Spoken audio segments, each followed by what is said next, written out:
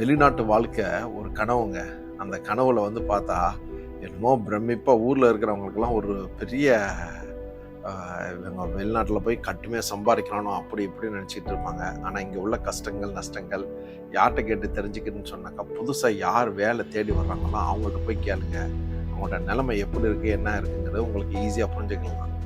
ஆஹ் அதோடைய ஒவ்வொரு முன்னேற்றங்களை தாண்டி வந்து ஒரு ஸ்டேஜ் வந்து நம்ம ரிலாக்ஸ் ஆகலாம்னு நினைக்க போகும்போது நம்மளுடைய கமிட்மெண்ட்டு ஜாஸ்தி ஆகிட்டே போகும். அப்போ கமிட்மெண்ட் ஜாஸ்தியாகும் போது அதை எப்படி ஹேண்டில் பண்ணுறதுன்னு தெரியாமல் இங்கே கடனை வாங்கி அங்கே கடனை வாங்கி கிரெடிட் கார்டு அது இதுன்னு வாங்கி லாஸ்ட்டில் வந்து சுமையை ஏற்றி லாஸ்ட்டில் அது எப்போ முடியுன்றே தெரியாமல் பல வருஷங்களாக இருந்து அப்படியே காலங்கள் ஓடிக்கிட்டே இருக்கும். ஊருக்கு போகணுன்னு நினச்சாலும் போக முடியாது. உங்களுடைய லைஃப்பில் இது மாதிரி இருக்கா? இருந்துச்சுன்னாக்கா உங்கள் ஃப்ரெண்ட் சர்க்கிள் யாராக இருந்தாலும் சரி இருந்துச்சுன்னாக்கா கமெண்ட் பண்ணுங்கள், ஃபாலோ பண்ணுங்கள். தேங்க்யூ வெரி மச் ஃபார் வாட்சிங் லெஜெண்ட்.